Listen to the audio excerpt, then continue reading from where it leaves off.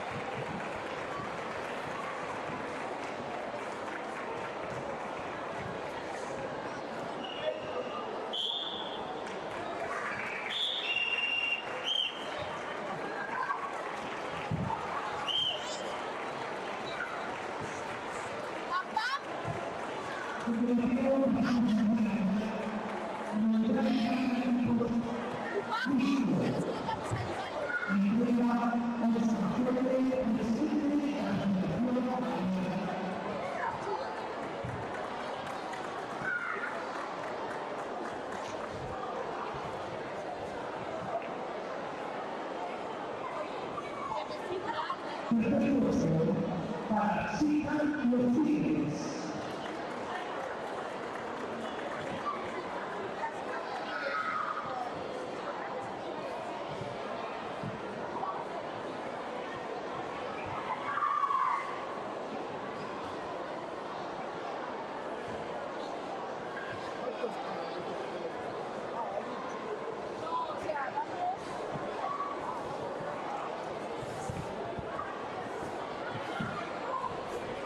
Segunda posición para Sika Morales.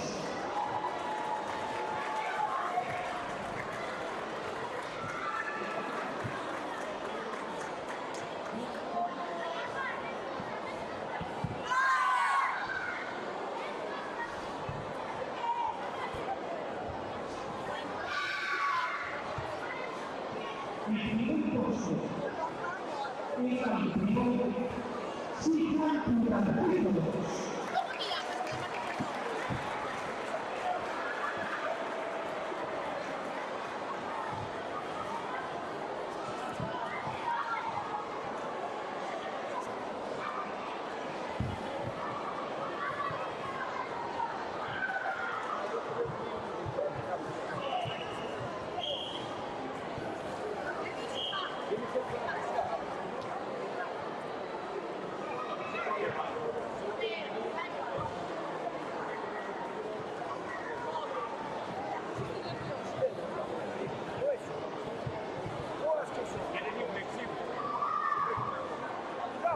Se le cae uno y se lastima.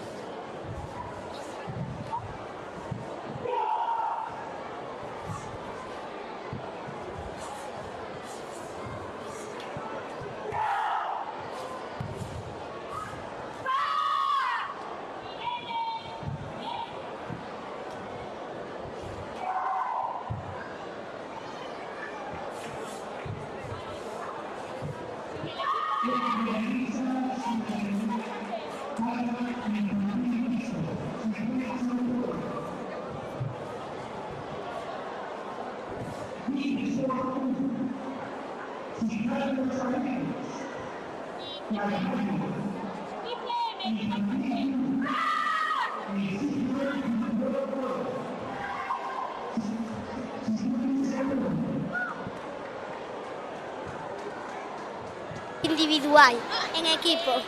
Algunos en equipo, otros individual. Bueno, chicos, pues ¿a qué le queréis dedicar esta medalla? A mis familiares y a una amiga mía que también estuvo aquí pero no consiguió medalla. A mi familia e aos meus amigos. A miña familia e aos meus amigos. Pois dende aquí para todos eles. Moitas grazas pola entrevista e noraboa de novo. Gracias. Grazas. Gracias a ti.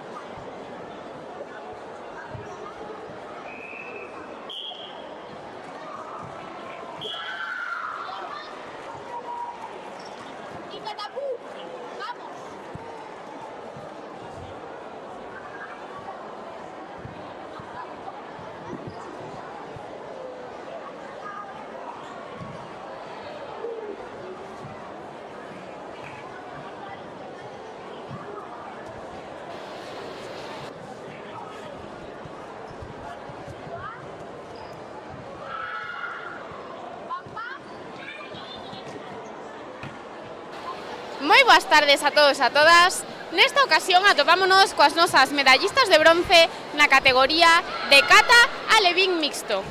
Moi boas tardes, chicas. Contádenos, cal é o voso nome e de que club vides? Mi nome é Sofía e vou no club Riverstone. O meu nome é Leire e vou no club Riverstone. Eu me chamo Laia e sou do club Riverstone. Bueno, chicas, para vos conseguiros esta medalla foi unha sorpresa ou xa vos lo esperabades? Yo ya me lo esperaba. Sorpresa. Xa me lo esperaba. Bueno, algunhas xa o esperabades, para outra sorpresa. Supoño que estaredes moi contentas. Sí. Moito. E que foi o que máis vos gustou de vir a este campeonato? Hacer las catas y cómo poder ganar. Disfrutar con mis compañeras y pasármelo bien.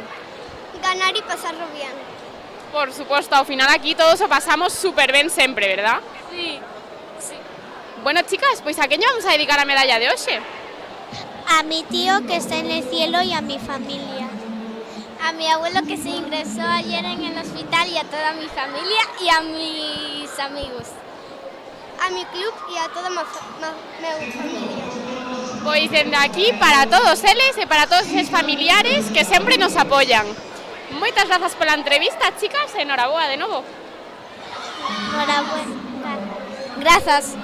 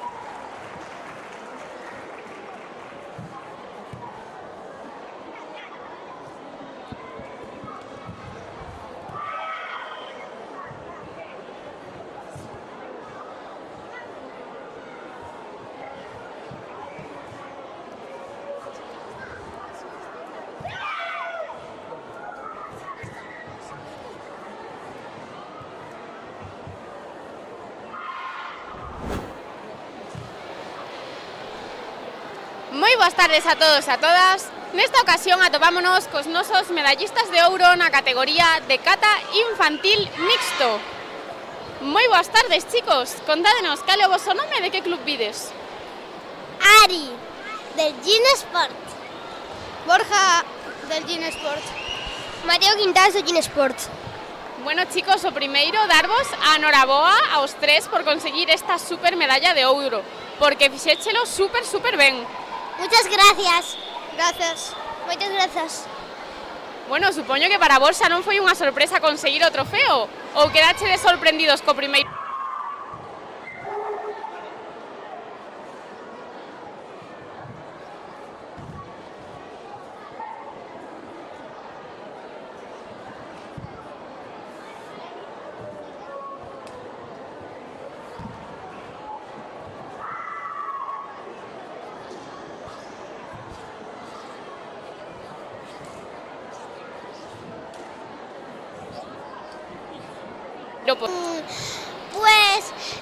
Pues para salir al tatami y estar con mi equipo para conseguir el oro.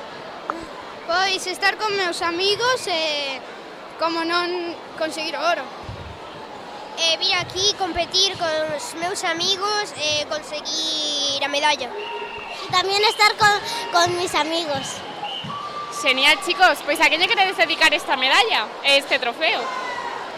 Lo quiero dedicar al Gin Sport, a todo el Gin Sport, a la escuela nueva que vamos a hacer, a mi equipo, que lo hemos conseguido en equipo, y a mis amigos y a la gente que me quiere. Pois a meus amigos que me animaron de camiño aquí, a miña irmán que non podo venir, e en xeral a toda a miña familia e ao club. A miña familia, os meus amigos, o club e os que fixeron comigo o equipo. Pois dende aquí para todos eles. Moitas grazas pola entrevista e enhoraboa de novo, chicos. Thank you. Gracias. Grazas e a seguir así. Moitas grazas.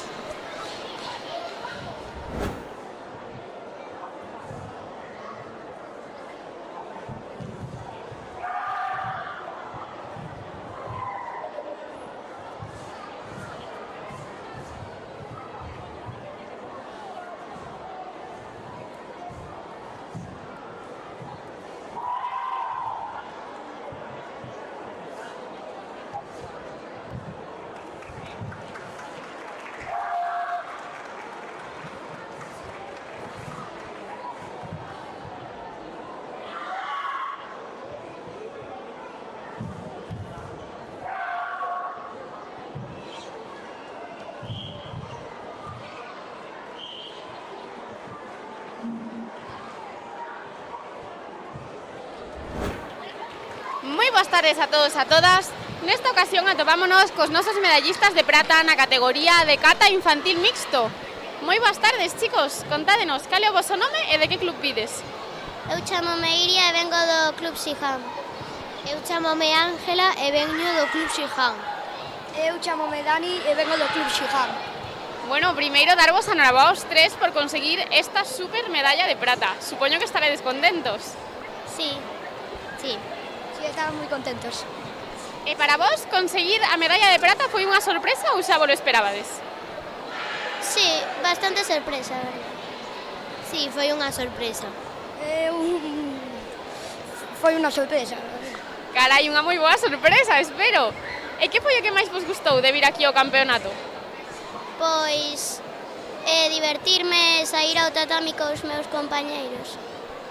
Estar cos meus amigos e salir ao tatami. Pasar tempo cos meus amigos. Por suposto, sei que ao final todos xuntos pasámoslo genial. E a vos que vos gusta máis, facer as catas de forma individual ou en equipo? As dous cousas. Individual. As dous cousas. As dúas cousas, individual. Bueno, chicos, pois a que lle vamos a dedicar esta medalla, este trofeo? Pois a miña escola e aos meus amigos e a miña familia. A mi familia, aos meus amigos e aos meus entrenadores. Aos meus entrenadores e a miña familia. Pois dende aquí para todos eles. Moitas grazas pola entrevista e noraboa, chicos. Grazas. Grazas. Grazas.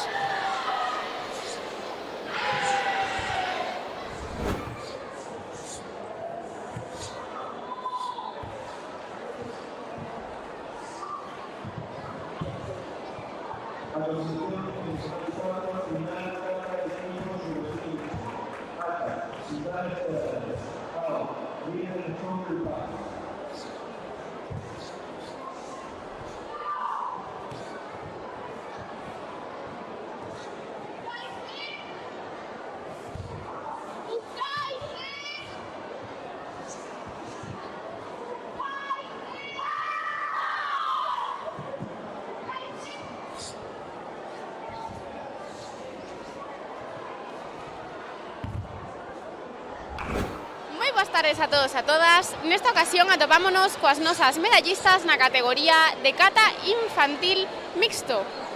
Moi boas tardes, chicas. A ti tamén. Boas. Moi boas tardes. Bueno, contádenos, cal é o voso nome e de que club pides? Eu chamome Sabera Bastón Pombo e veño de Karate Carballo. Eu chamo Maldara Fernández Sánchez e veño do Club Karate do Carballo. Eu chamome Daniela García García e veño do Club Karate Carballo. Bueno, chicas, para vos conseguir esta medalla foi unha sorpresa ou xa vos lo esperabades? Unha sorpresa. Unha sorpresa. Unha sorpresa. Supoño que estaredes moi contentas. Sí, moito. Sí, estou moi contenta. Moitísimo, estou moi contenta. E que foi o que máis vos gustou de vir hoxe ao campeonato? Ganar a medalla. E estar con meu irmán. Facer novos amigos e divertirme. Divertirnos, sobre todo. Por suposto, sei que ao final do campeonato facemos tantas cousas que pasámoslo super ben, verdad? Verdade. Bueno, chicas, pois a que lle vamos a dedicar estas medallas deste super trofeo? Eu dedicollas aos meus pais e aos entrenadores. Eu dedicollas a toda a miña familia, ás miñas compañeiras e aos meus entrenadores. Eu, ao noso club e a miña familia. Pois dende aquí para todos eles. Moitas grazas pola entrevista e enhoraboa, chicas. Gracias. Grazas. Grazas.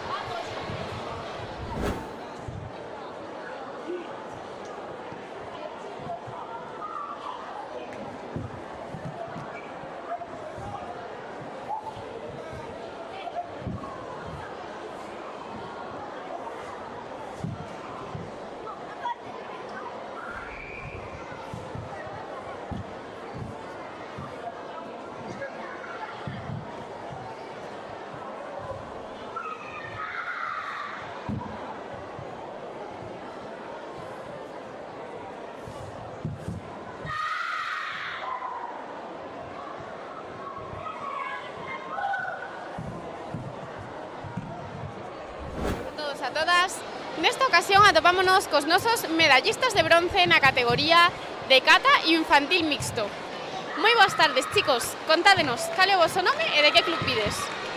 O meu nome é Aroa e son de Xiján. Eu chamo Adrián Liz e veño do Xiján. Eu chamome Celtia e veño do Xiján. Bueno, primeiro darvos enhoraboa aos tres por conseguir esta super medalla de bronce, facer tamén as catas. Gracias. Grazas. Gracias. Para vos, conseguir esta medalla foi unha sorpresa ou xa vos lo esperabades? No, yo ya me lo esperaba. Para mí foi unha sorpresa. Para mí tamén foi unha sorpresa. Algúns xa o esperaban, outros foi unha sorpresa, un pouquiño de todo. E a vos que vos gusta máis? Facer as catas así en equipo como hoxe ou competir individual? En equipo. A min gustan as dúas, pero en equipo gustame algo máis. A mí en equipo porque es máis divertido. Claro, ao final en equipo estamos todos xuntos, é un pouquinho máis difícil porque hai que coordinarse, verdad? Pero pasámoslo super ben. E que foi o que máis vos gustou deste campeonato? O equipo que me tocou.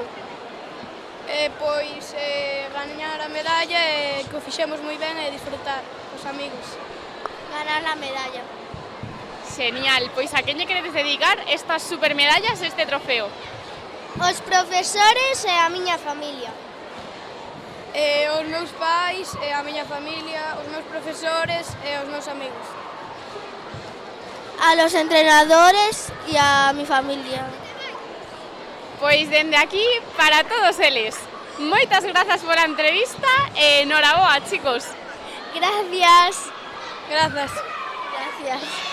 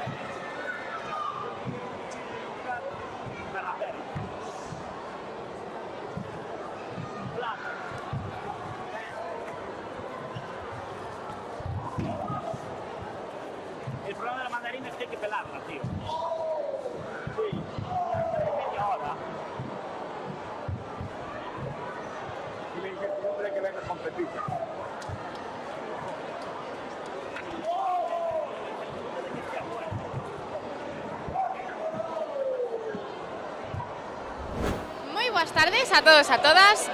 Nesta ocasión atopámonos coa Concelleira de Deportes, Belén Vázquez Caseiro. Moi boas tardes, Belén. Hola, boas tardes. Bueno, primeiramente, dende a Federación Galega de Karate, gustaríanos agradecer a súa presenza neste campeonato.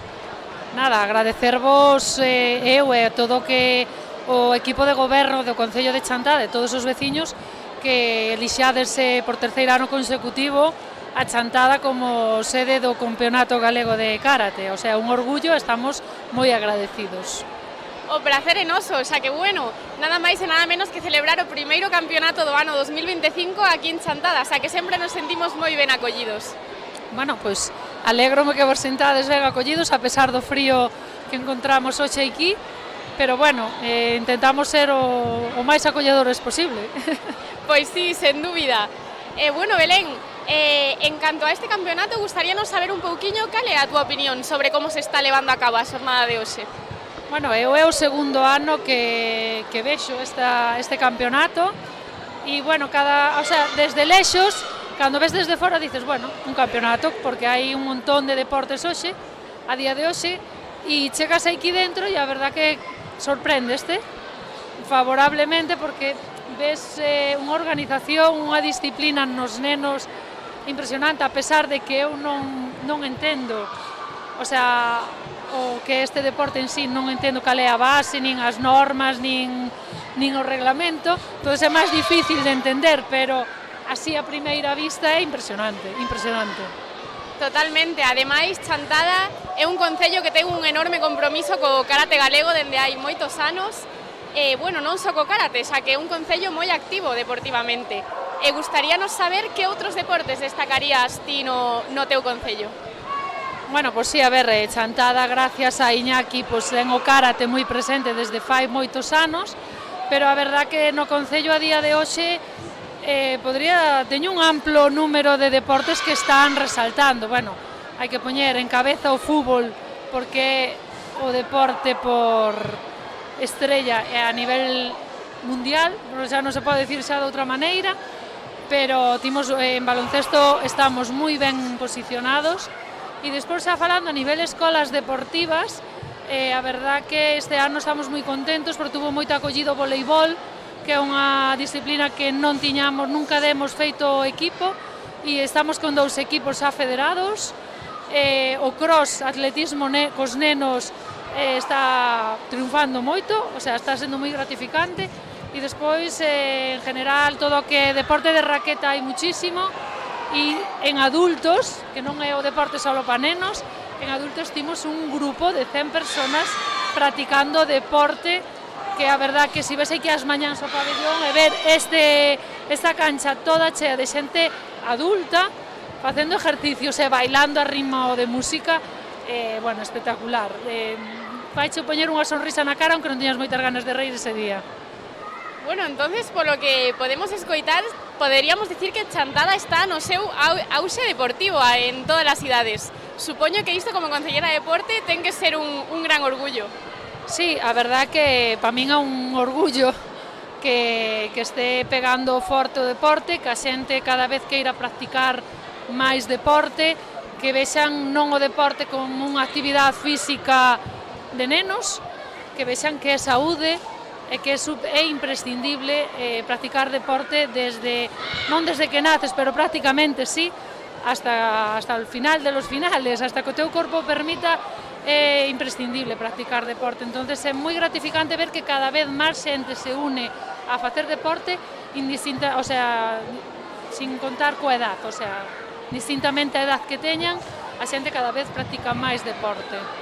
Totalmente, Belén. E bueno, en canto a túa trayectoria deportiva, como xa sabemos, estás pois moi metida no mundo do trail, non? Gustaríanos saber que nos podes contar sobre o trail Heroica Sacra.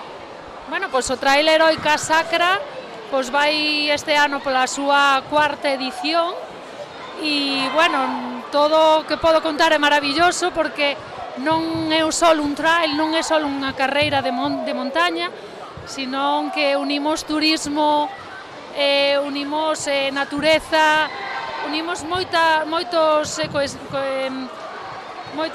historias, o sea, non é só correr polo monte, non é un trail como a calquer outro trail.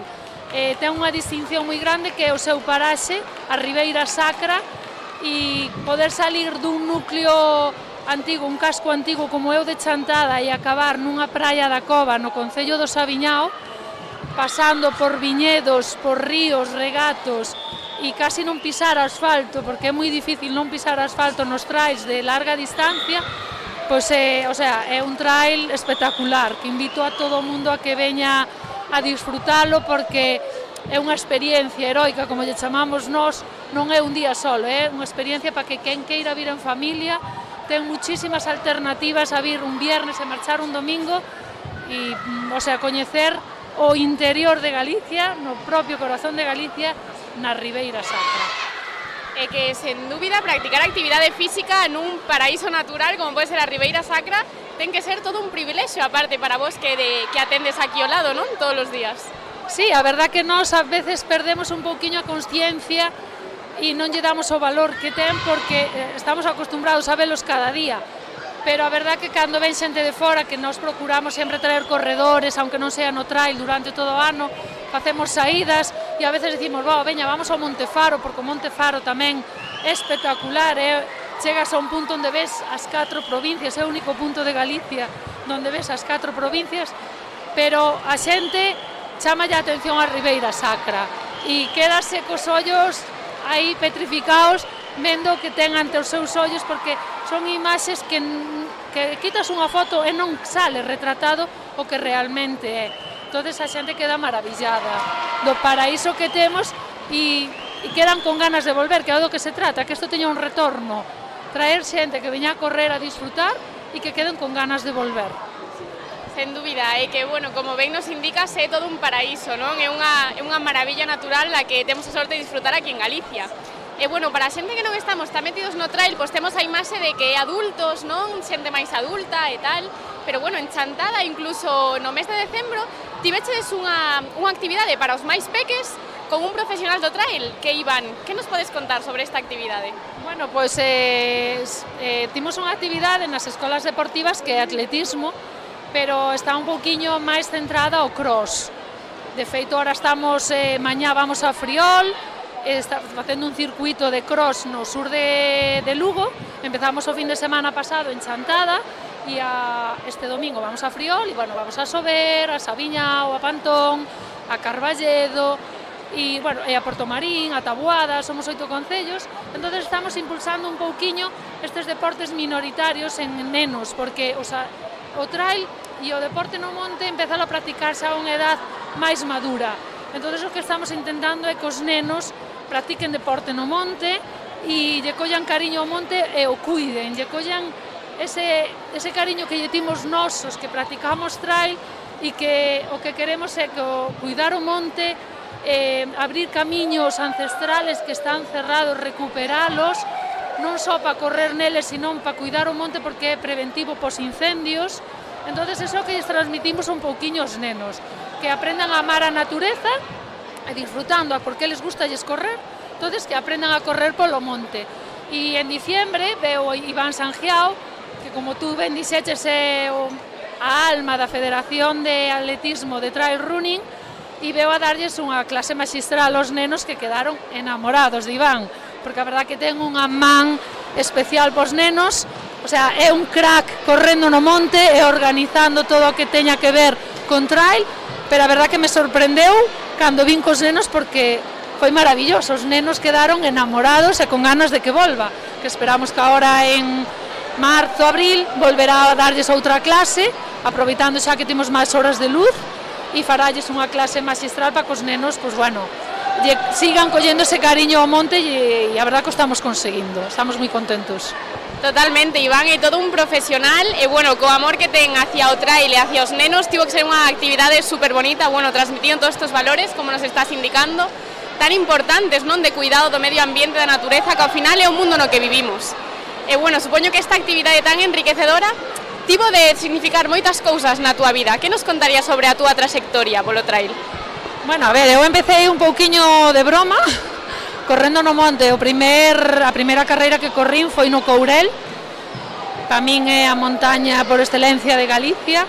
Enamoreime do Courel, enamoreime de correr pola montaña, disfruteino muchísimo, e a partir de aí, isto foi no 2015, a partir de aí, bueno, pois empezás a correr trails, vais en equipo, vas cos teus compañeiros, eu iba ca miña compañeira sempre, e, bueno, empecé a amar o monte, a disfrutalo e a apreciar o que tiñamos realmente en Galicia, porque non era consciente da riqueza que timos dos montes e das montañas tan maravillosas, e que ojalá que todo o mundo aprenda a velo así, para cuidalas e para prevenir esa mala sorte que timos cos lumes, que aunque, bueno, en Galicia por ahora levamos uns anos que non nos podemos queixar, pero, bueno, sempre todo é mellorable.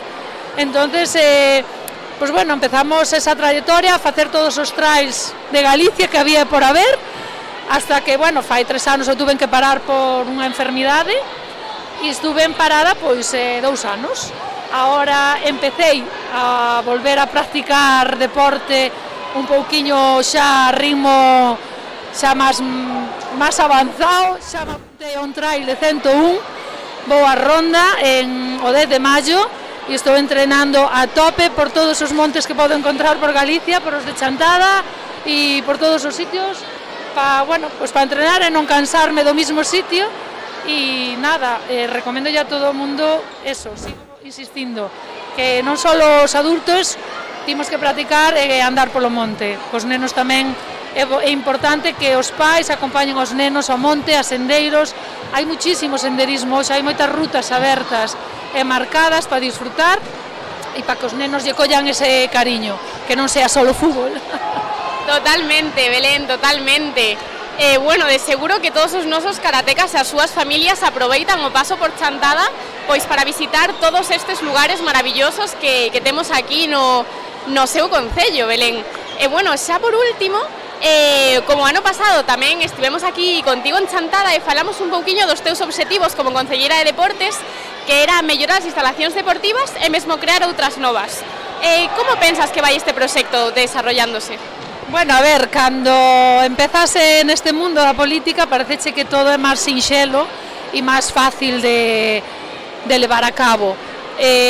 O proxecto que eu tiña, que era mellorar instalacións, está indo, pero bueno, non vai ao ritmo que a min me gustaría, pero bueno, sí que está todo encamiñado a mellorar. Este ano, de feito, ahora vanse a empezar a facer melloras tanto nas piscinas como aquí neste mesmo pabellón, no campo de fútbol, na cancha de tenis.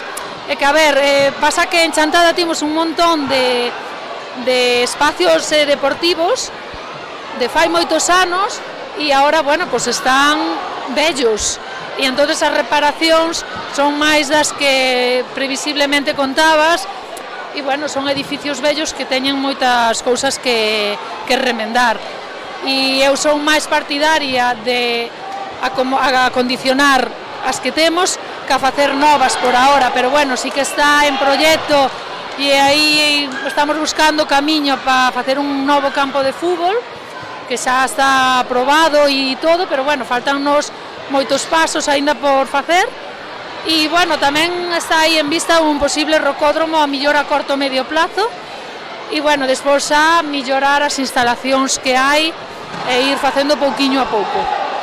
Claro, son moitas cousas, non? A veces o ritmo non é tan rápido como que nos gustaría, pero bueno, esa implicación de todos os concelleiros, como ti, Belén, como os demais compañeiros que vos preocupades por estas instalacións deportivas, de seguro que no próximo ano, cando voltemos aquí a Chantada, se nos volvedes a invitar, seguro que vai todo moito máis avanzado.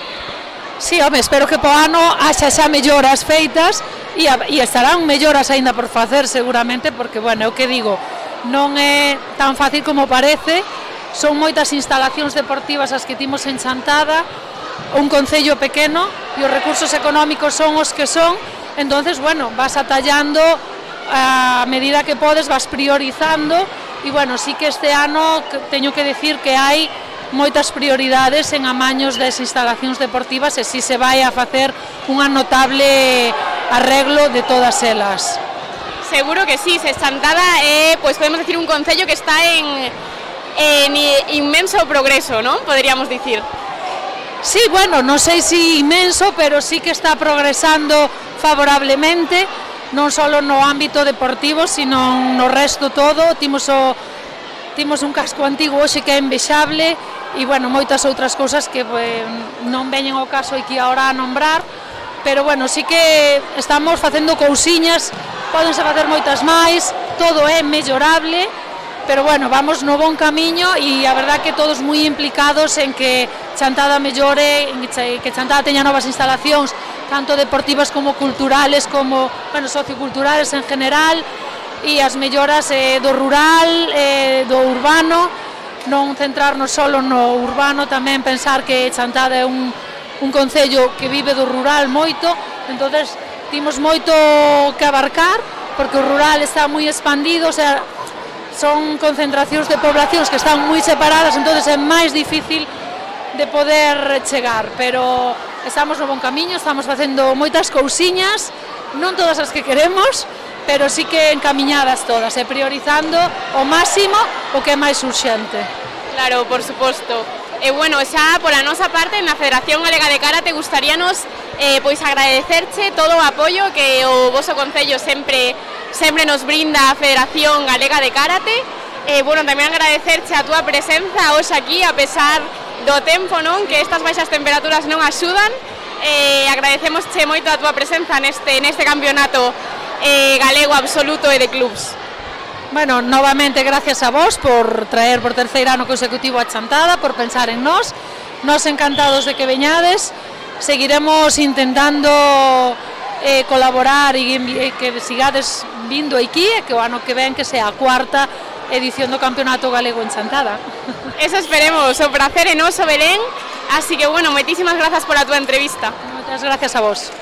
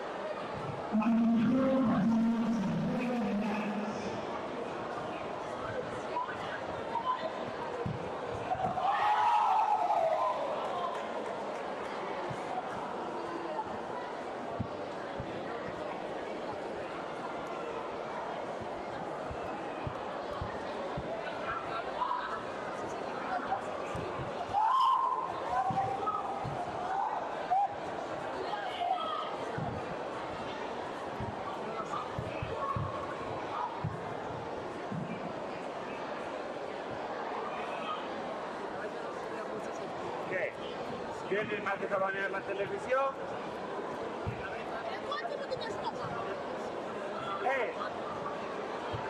¿Qué te pasó antes de ir con la red? Que te dije que andabas en Marañón.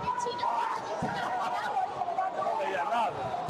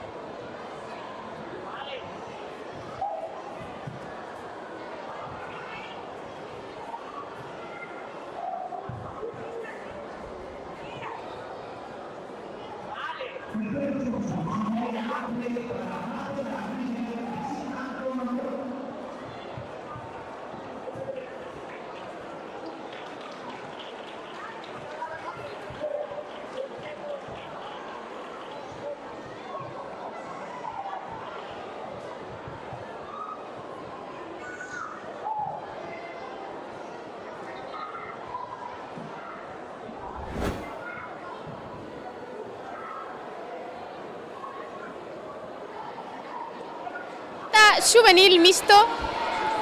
Moi boas tardes, chicas. Contádenos, cal é o vosso nome e de que club vides? Pois eu chamo Nuria e veño do Xiján. Me llamo Zoe e vengo de Xiján.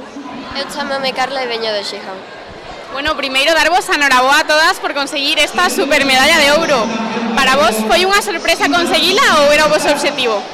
A verdade é que sí, xa que non podemos practicar moito, entón non o esperábamos. No nos lo esperábamos porque no practicamos mucho, entonces pensábamos que íbamos a quedar plata.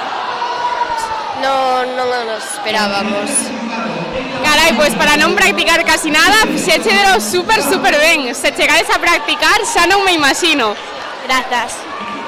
Bueno, chicas, pois a quen lle vamos a dedicar esta medalla? Eu dedico ya a meus pais porque sempre me apoian. Al club y a mis padres. A miña familia e ao club. Pois dende aquí para todos eles. Moitas grazas pola entrevista e noraboa de novo, chicas. Grazas. Gracias. Grazas.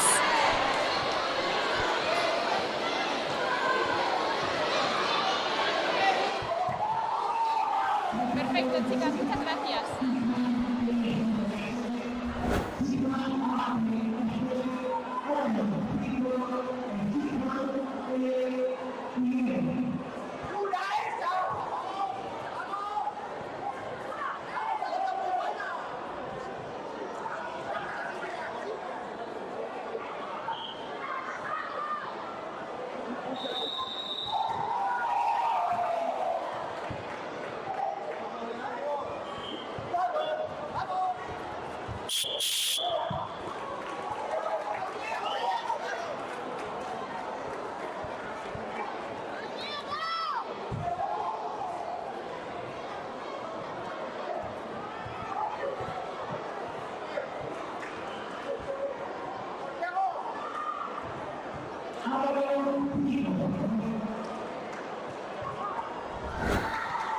Moi boas tardes a todos e a todas. Atopámonos cos nosos medallistas de bronce na categoría de Cata Xuvenil Mixto. Moi boas tardes, chicas. Contádenos, cal é o vosso nome e de que club vides? Eu son Carla, do Karate do Carballo. Eu son Uxía Mariño Carballeiro e son do Carballo. Eu son Raquel e veño de Karate Carballo. Bueno, primeiro darvos a noraboa ás tres por conseguir estas super medallas. Para vos foi unha sorpresa conseguir a medalla de bronce ou xa vos lo esperabades? Sí, foi unha sorpresa. Para mí foi unha sorpresa, pero tamén sabía que algo íbamos a ganar. Sí, foi unha sorpresa. E contádenos, chicas, que foi o que máis vos gustou deste campeonato? O de facelo en equipo, que facémolo poucas veces o ano. Estar en equipo, pasalo ben, porque, bueno, pues facer en equipo é importante, estamos xuntas e todo eso. O compañerismo. Por suposto, ao final, facer cata en equipo é totalmente diferente que facer cata individual, verdad? A vos, por exemplo, que vos gusta máis, competir individual ou en equipo? En equipo, creo eu. Temos aquí a Michiño. Buenas, Michiño. Saluda a cámara.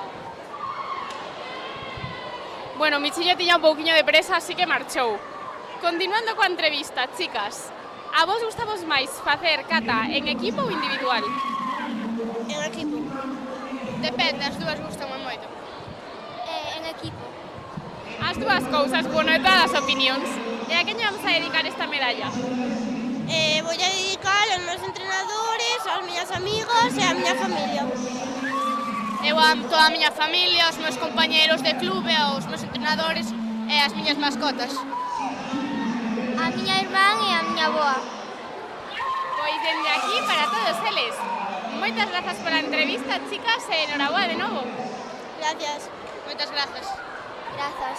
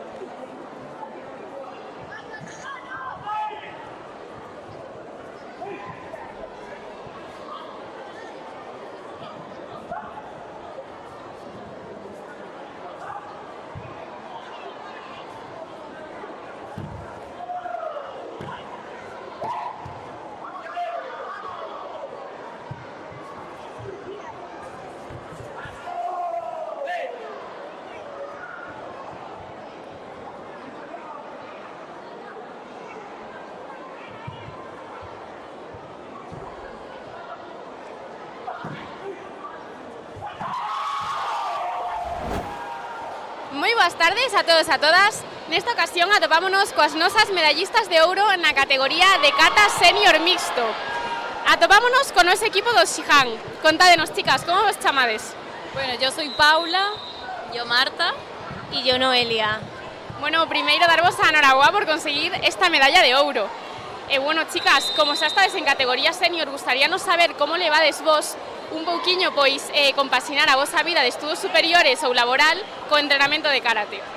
Pues nada, más o menos los fines de semana que me quedan libres, pues a entrenar y el resto de la semana pues a estudiar. Pues yo intento sacar cualquier ratito que tenga, tipo a última hora o así después de trabajar y si me quedan fuerzas pues también. Bueno, a mí me es un poco complicado porque aparte tengo una niña pequeña y entonces tengo que compaginar su agenda con mi agenda más con la vida laboral. Claro, ao final xuntanse moitas cousas, non? Xa co paso dos anos é complicado, pero bueno, polo que podemos ver, o tempo que sacades é de moi bo proveito. Eso intentamos, hacerlo lo mejor posible siempre. Para vos, o entrenamento de karate é unha carga máis a todas as cousas que xa tedes na vosa vida ou credes que é unha forma de liberación? A ver, para mí, liberación, que nos lo pasamos muy bien entrenando. Hombre, nos esforzamos mucho, pero sobre todo disfrutamos un montón. Para mí igual. Es como a veces se hace duro porque es entrenar, pero lo pasa genial y el compartir el rato con todos y en equipo con ellas pues genial. Sí, yo lo mismo, pues una liberación porque, bueno, sales como un poco de tu vida y del estrés general y entonces es una forma de liberar y es divertido además estar con ellas y hacer equipo. Totalmente, ao final o karate, bueno, sempre nos fai olvidarnos un pouquiño de todos os problemas da nosa vida diaria, non? Bueno, chicas, pois xa por último, a quen lle queres dedicar esta medalla, este trofeo? Bueno, yo por mi parte, a mi familia, a mis padres, a mi hermano, a mi pareja también y a Matías también, que está por ahí viéndome. Pues yo igual, a mi familia, a mis padres que pudieron venir a verme, a los que no pudieron, que están en casita también, ahí apoyándome desde la tele y bueno, a todos los chicos que me acompañan aquí. Y yo pues también, lógicamente, a mi familia que está ahí siempre, a mi marido que está ahí también siempre a pie de tatami y en especial a todo el Siján y a mis alumnos del Divino Maestro. Pois dende aquí para todos eles, que seguro que nos están vendo. Nada, pois moitísimas grazas pola entrevista e enhorabuá de novo polos vos resultados. Muchas gracias. Gracias. Muchas gracias.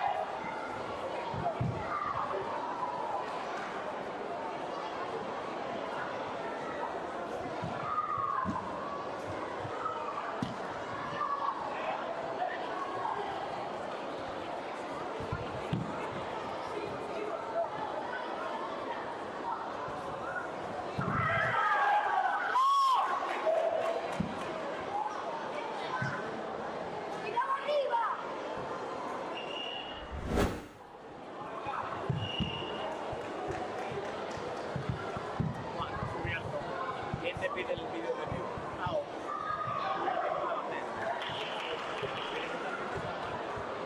Tienes que dar el punto primero y después venir aquí, porque hay la bandera, tiene que estar todo el lugar. Ok. Acabo de perder la tercera. No se ve. Era medio divertido. Exacto, igual lo que estoy haciendo. Si le mete un... Está ahí dándole acá.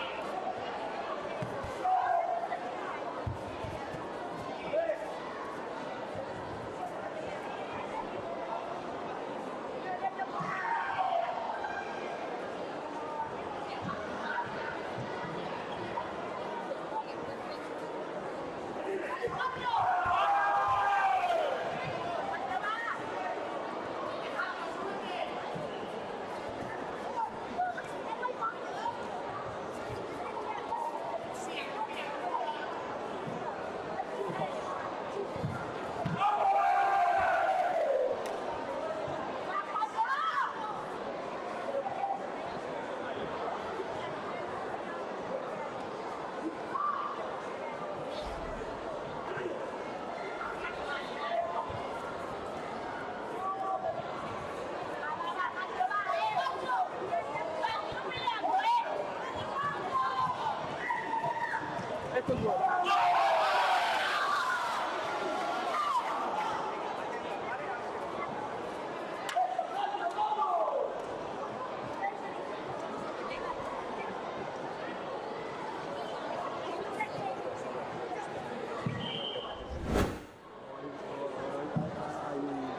Hay un desafiliado y hay un Benny de primera vez. Dame otra vez, por favor. Cámara lenta. Cámara lenta.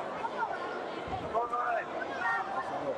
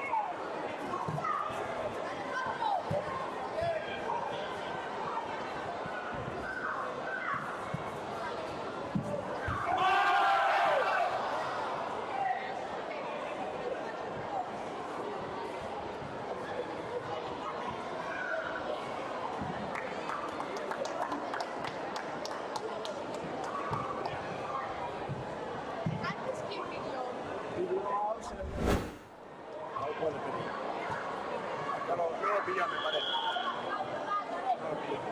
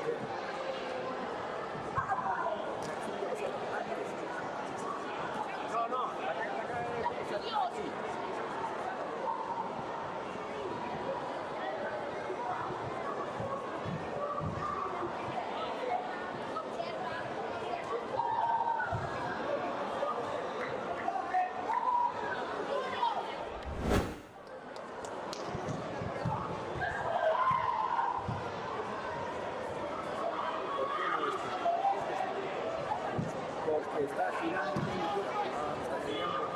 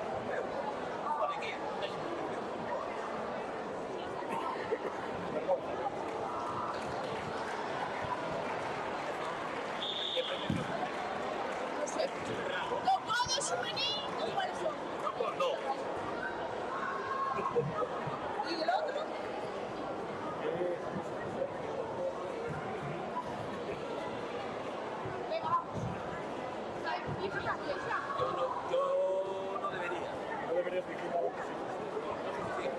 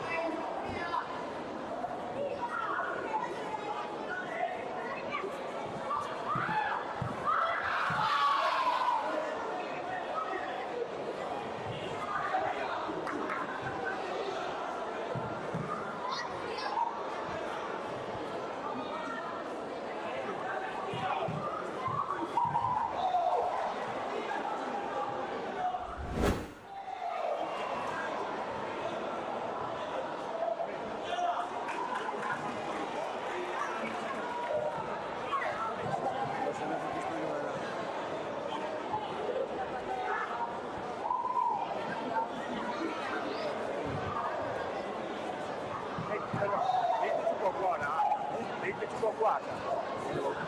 Sì, leite contato. Io sto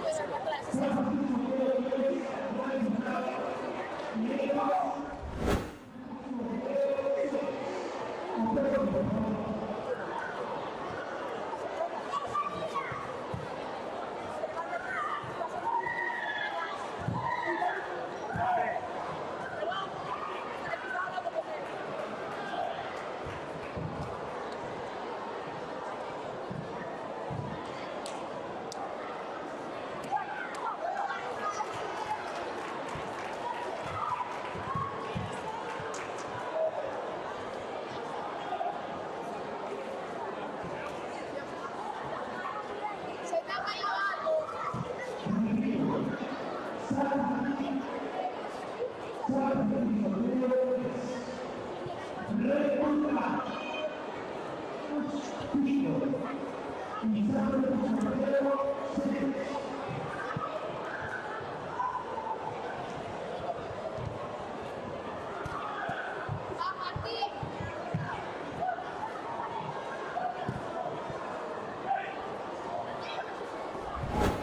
boas tardes a todos e a todas.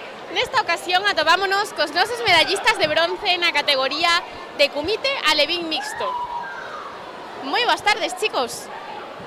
Boas tardes. Boas tardes. Bueno, primeiro darvos a noraboa aos dous por conseguir estas medallas de bronce. Grazas. Grazas. Contádenos cal é o voso nome e cal é o voso club. Eu me chamo Tiago Blanco Calvo e o meu club é do Codó. Eu me llamo Hugo Torres Salido e mi club é do Codó. Bueno, chicos, supoño que estaredes contentos de conseguir esta medalla. Para vos foi unha sorpresa ou xa o esperabades? Sorpresa. Sorpresa. Unha moi boa sorpresa, entonces. Sí. Bueno, chicos, e que foi o que máis vos gustou deste campeonato? Non sei. Moito. Moito, carai, que ben. Pois a quen lle vamos a dedicar esta medalla, este super trofeo? A toda a miña familia, ao meu avó que morreu, e a miña familia, entrenadores e amigos. A mí isto estará vos. Pois dende aquí para todos eles. Moitas grazas pola vosa entrevista e noraboa de novo, chicos. Grazas. Grazas.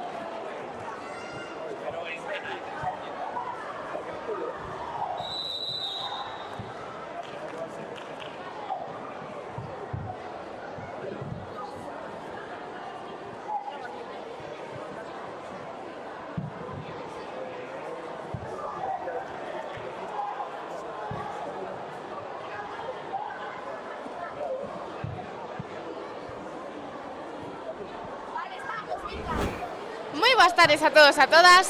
Nesta ocasión atopámonos cos nosos medallistas de ouro na categoría de Kumite Alevín Mixto.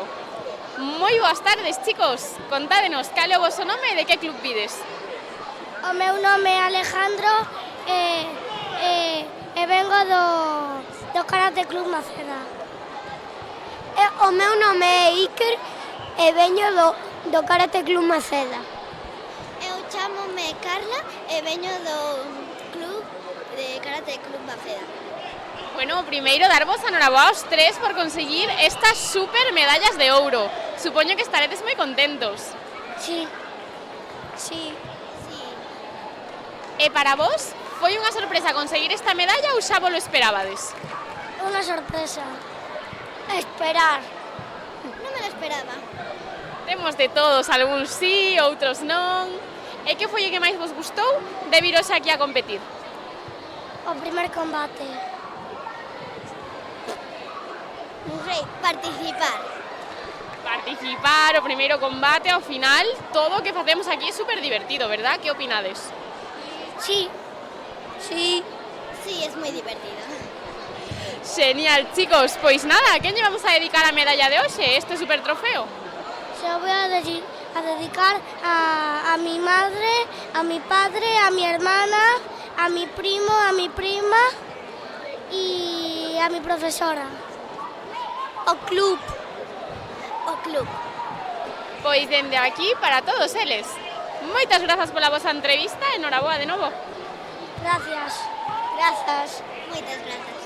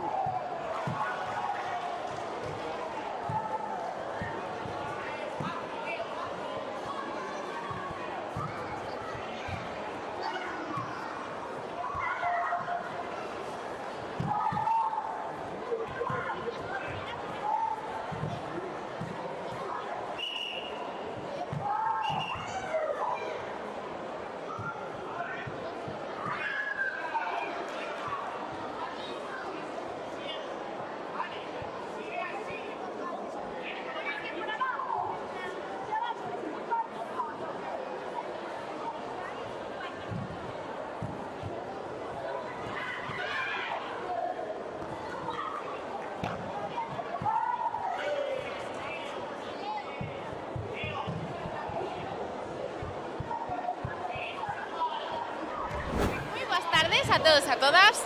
Nesta ocasión atopámonos cos nosos medallistas de bronce na categoría de Comité Alevín Mixto. Moi boas tardes, chicos. Contádenos, cal é o vosso nome e de que club vides? Mi nombre es Sebastián, en el club de Xiján. Me llamo Carmen y soy del Xiján. Me llamo Santiago y soy del Xiján. Me llamo Dylan y soy del Xiján.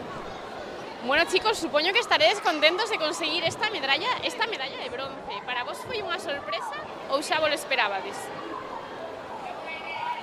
Non sei. Unha sorpresa. Unha sorpresa total. Non sei, pero... Unha super sorpresa, carai. E que foi o que máis vos gustou de viros a competir aquí a Chantada? Competir. Que nos lo pasamos bien. Competir en equipo. Claro, é que este campeonato é super especial porque competimos en equipo. A vos que vos gusta máis, competir individual ou con un equipo como hoxe?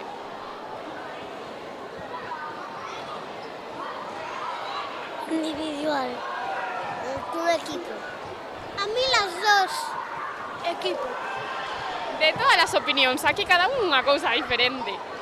Bueno, chicos, pois a quen vamos a dedicar a medalla de hoxe?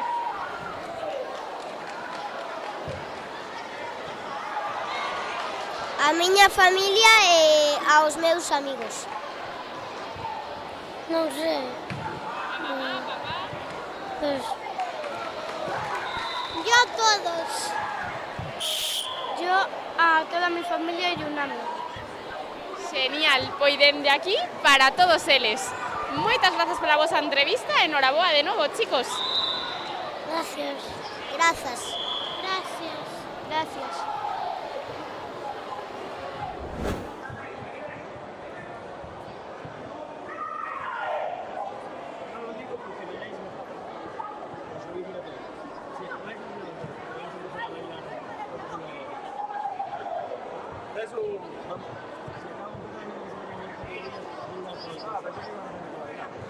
Tú también.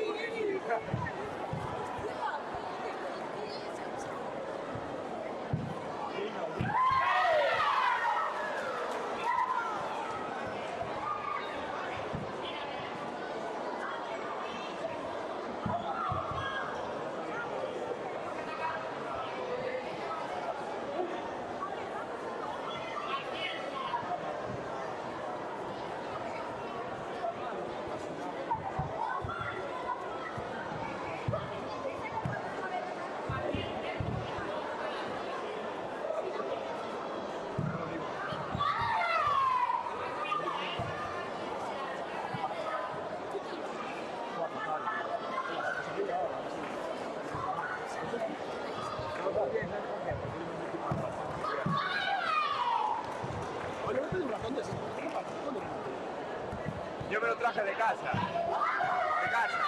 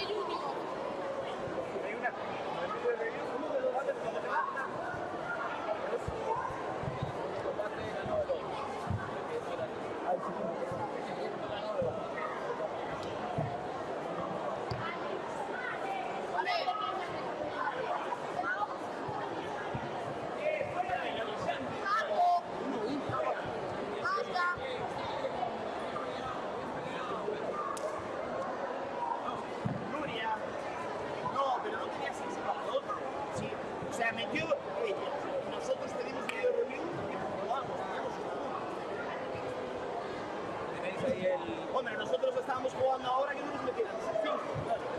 En el anterior había sido llama. Eso es Siján. No, en el 2, en el segundo combate, el de la chica Nuria. No, Nuria es la que peleó contra la otra chica. No sé cómo se llama.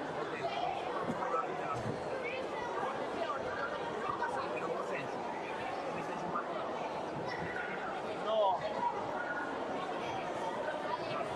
Y ahí no tenía más nada. O sea, que no bocache, no bocache, yo ni cache. Porque...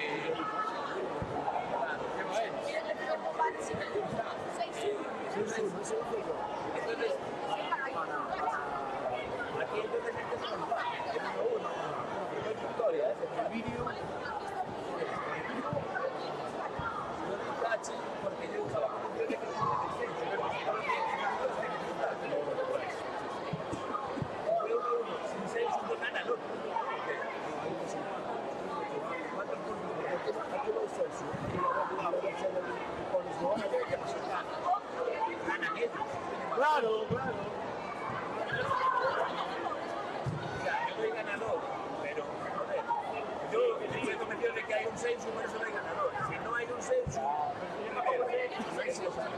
Hombre, es que el censo hay que apuntarlo en caso de que lo haya, pero es que no lo hubo. No lo hay anotado. De todas formas,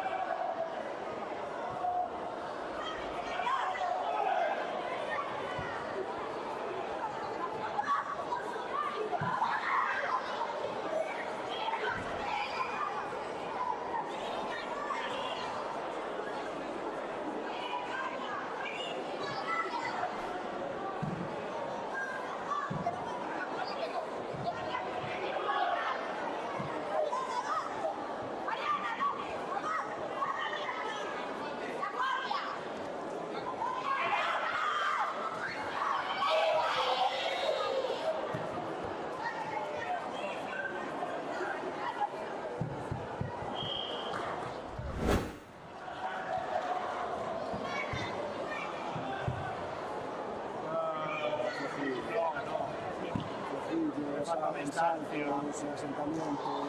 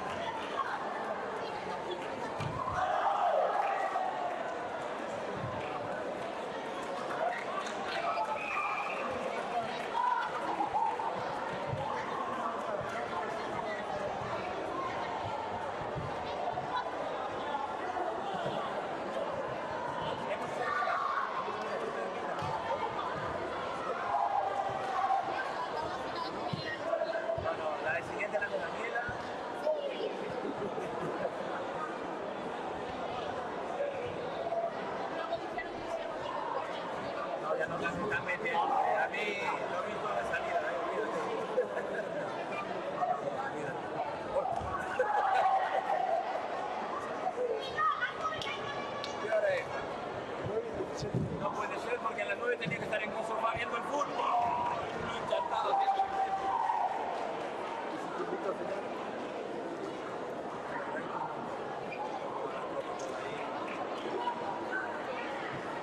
Y lo apunto al gol.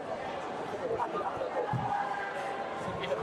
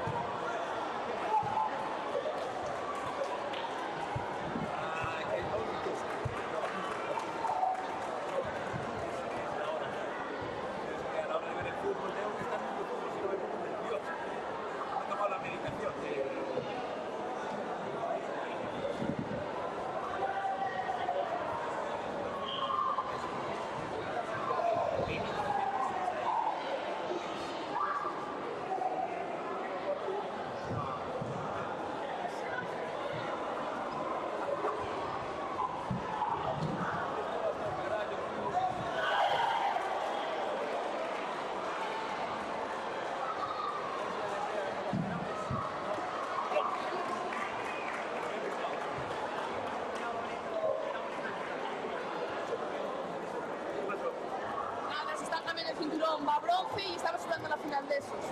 Semifinal. Si eso podemos meter un encuentro de otro tatami. Pero el bronce ya está listo, se están cambiando. Escucha, se están cambiando el cinturón, van ahora el bronce ya. Ya está. Compren estos llenos de dinero Y luego tengo a esas. Y luego ya las que ganan ahí, y luego ya lo que veáis. Claro, no, pero Óscar lo que dice es de ir metiendo combates aunque no sean de tal para... Ya. O sea, que yo te entiendo. No, pero déjame hacer el bronce por lo menos, que se están cambiando ya. Vale, pues al final está listo. Se están cambiando el cinturón, es lo que estoy diciendo. La final la tienen ahí.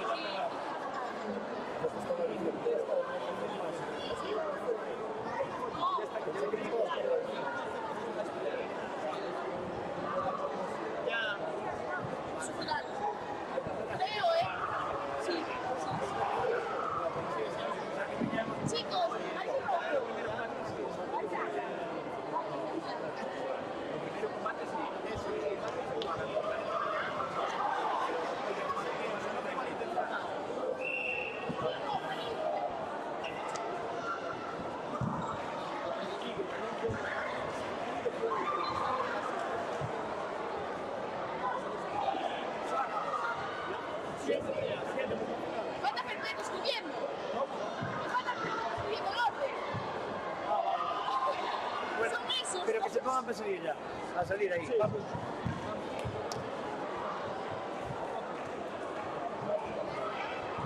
¿Qué pasa, Jesús? ¿Te apretó las clavijas del sensei o qué? Mierda, Miguel. Ahora se dice. Venga, pues ahora No, pero espera. vamos viendo la única forma de hacer Vale, chicos.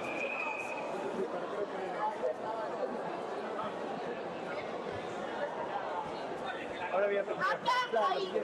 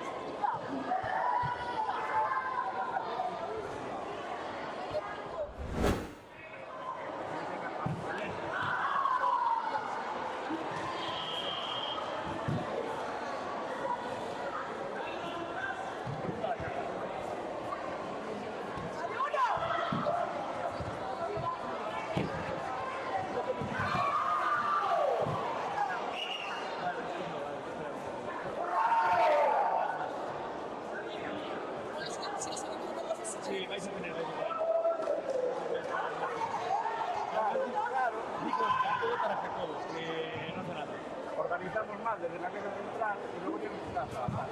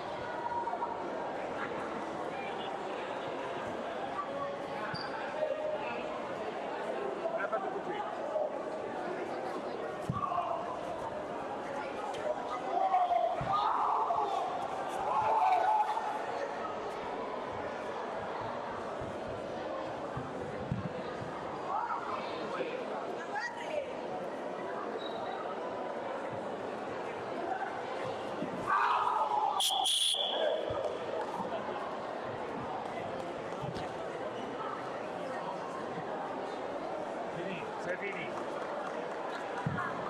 Ya está, usted.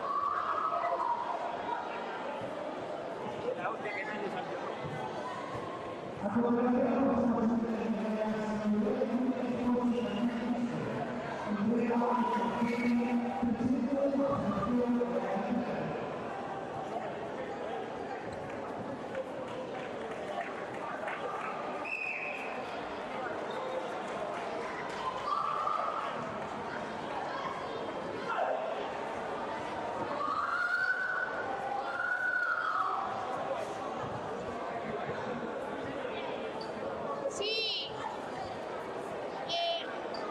Gonzalo, acabamos.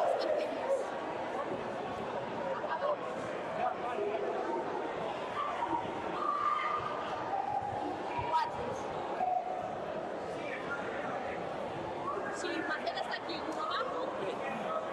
Marcela abajo, es igual. No, tiene que ganar esta, chaval.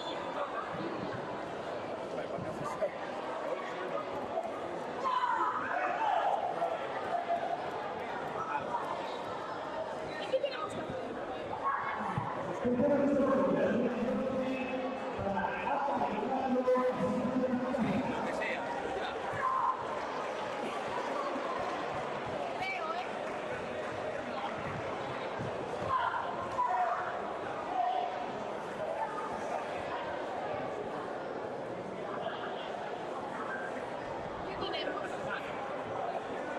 Final.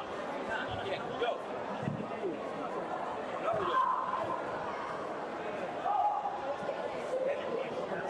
¿Quién es la final? Sí, es suyo. No hay conflicto de intereses. Sara. La chica.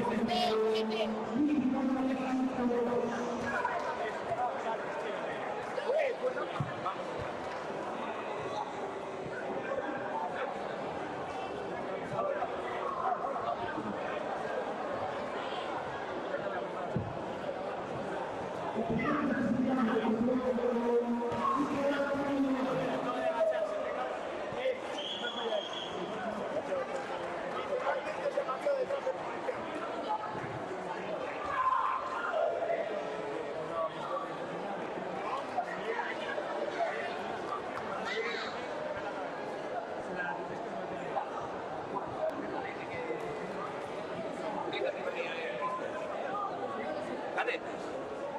Son las mayorcitas. No, porque es la niña que momento. Aquí no hay tarjetas. Es que si las hubiera... Va a pensar un rato.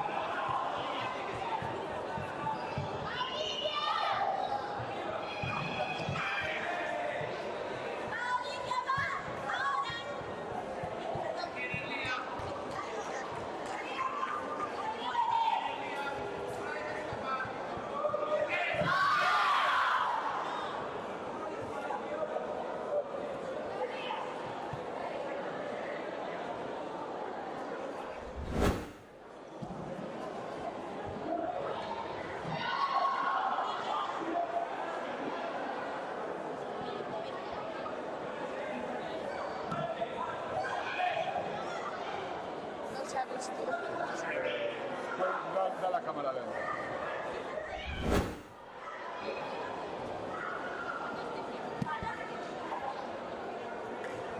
¿Qué dices?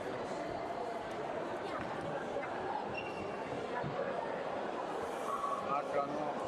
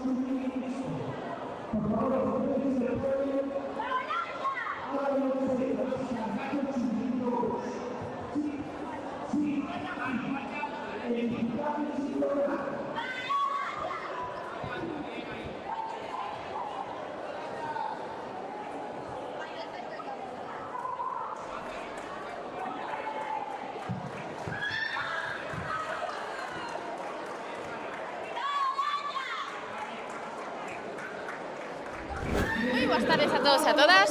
Nesta ocasión atopámonos cos nosos medallistas de bronce na categoría de comité infantil mixto. Moi boas tardes, chicos. Contádenos como vos chamades e cal é o voso club. Eu me chamo Iria e vengo do Club Sijam. Eu son Adrián Liz e veño da Escola Deportiva Sijam. Eu son Lucas e veño do Club Sijam. Bueno, primeiro darvos a noraboa aos tres por conseguir estas super medallas e este trofeo.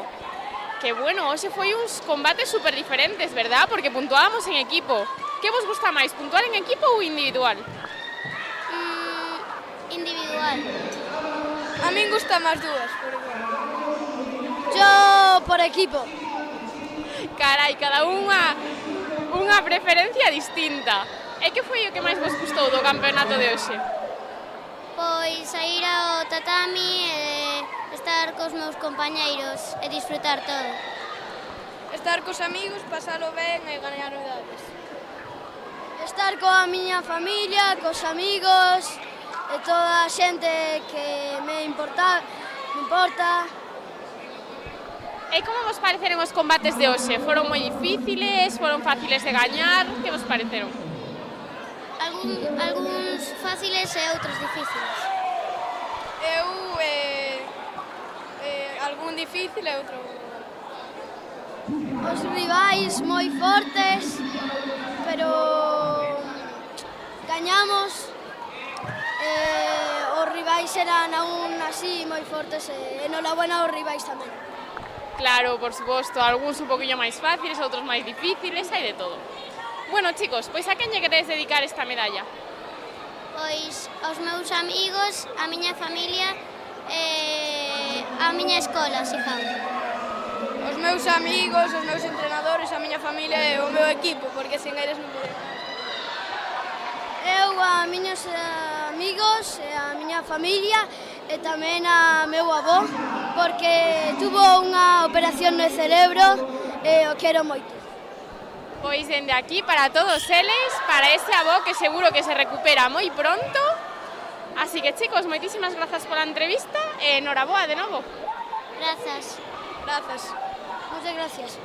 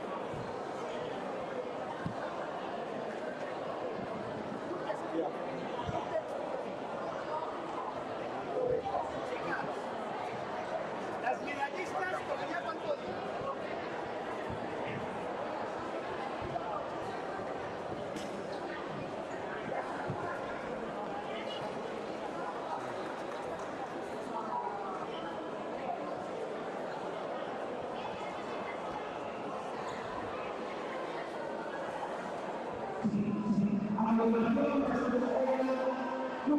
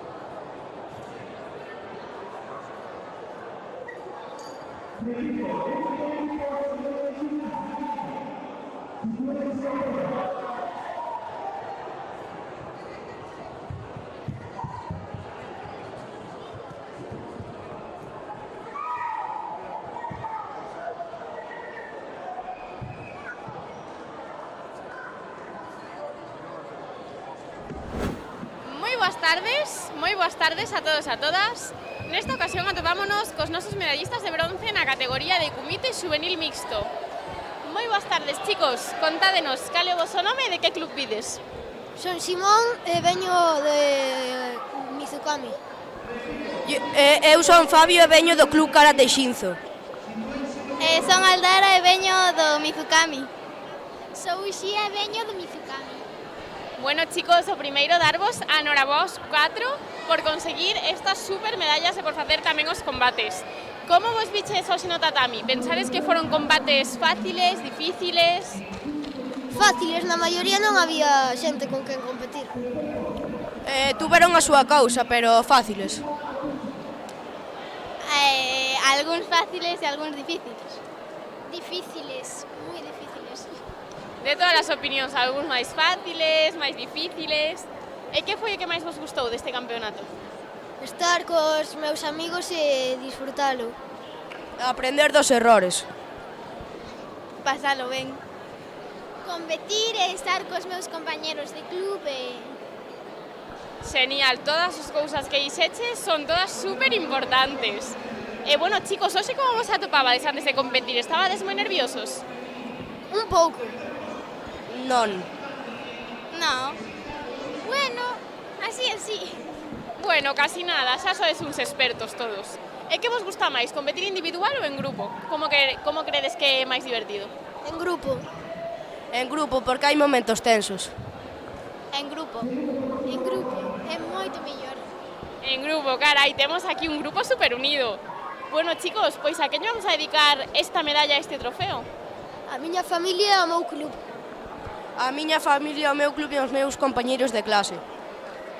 A miña familia e ao meu club. A miña familia, o meu club e meus amigos do cole. Pois dende aquí para todos eles. Moitas grazas pola entrevista e noraboa de novo, chicos. Gracias. Grazas. Grazas. Moitas grazas.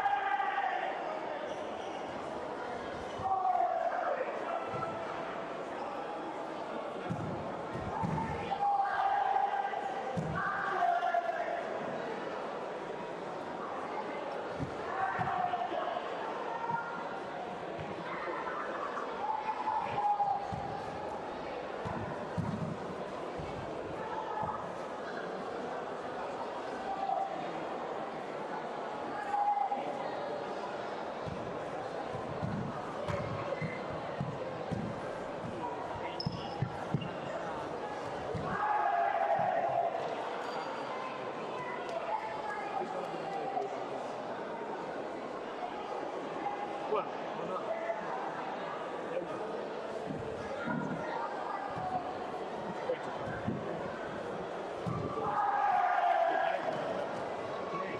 No sabe lo que pasa. No sabe, vete para aquí. Vete para aquí, te vas a vais a quitar.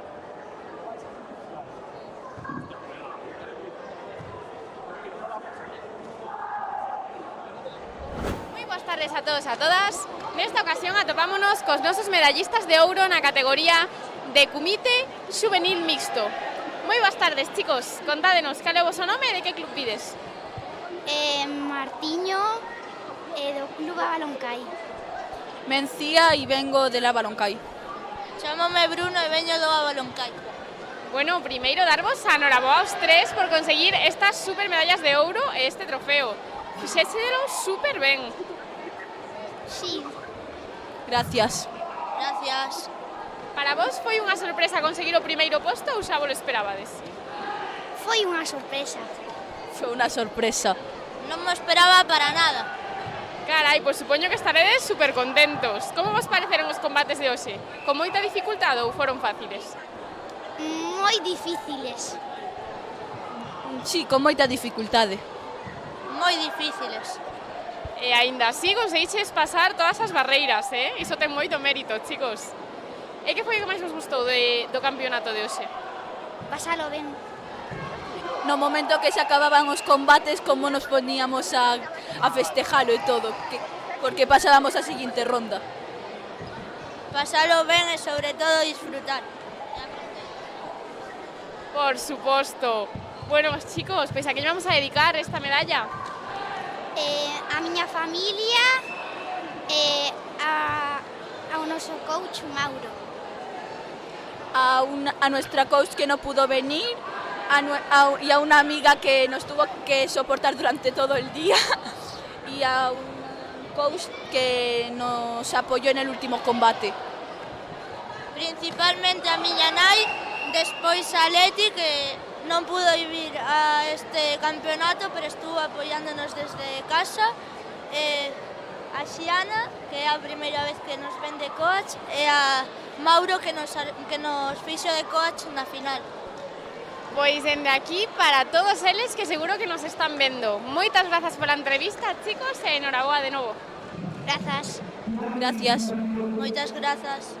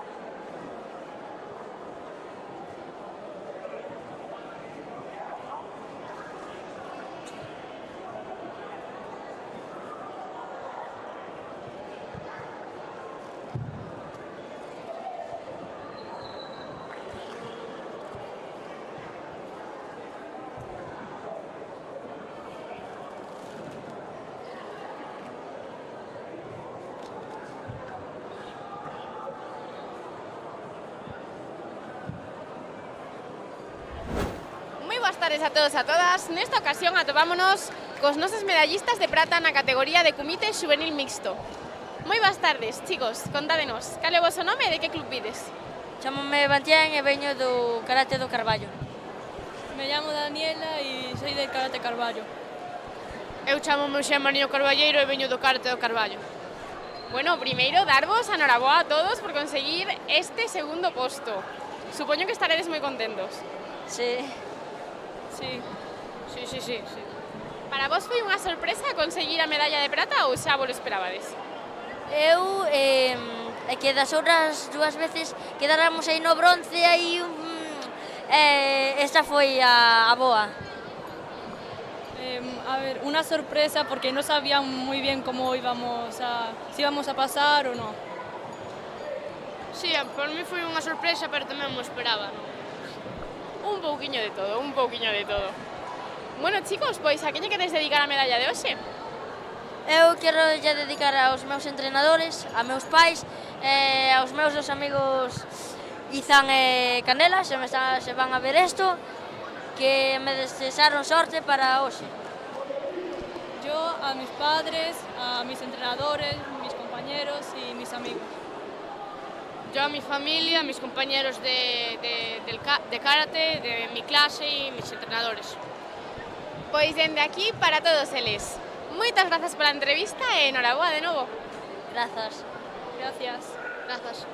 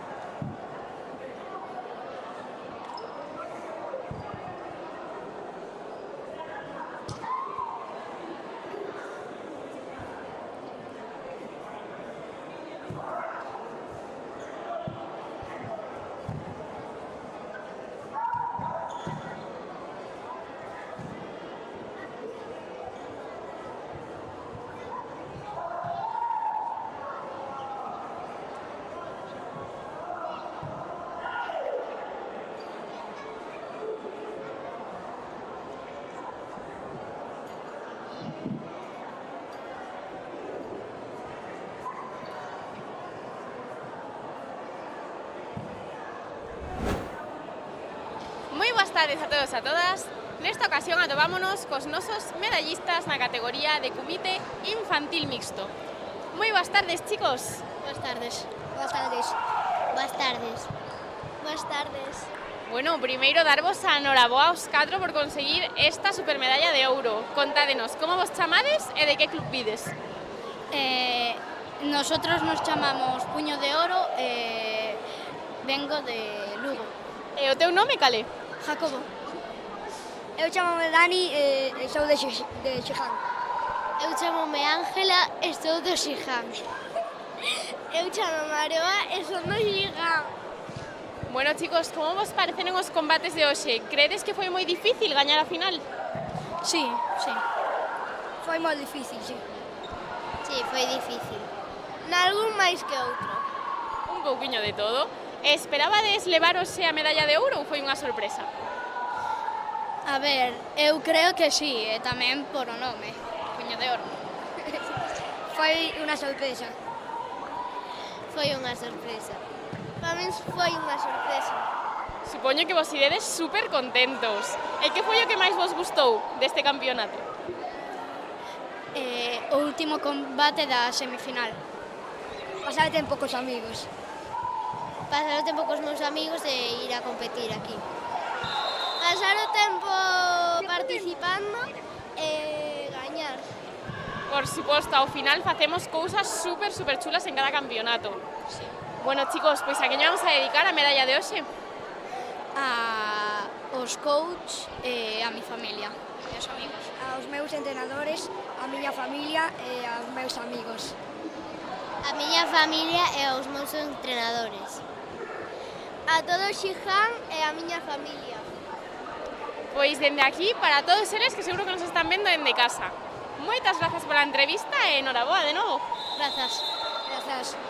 Grazas. Gracias.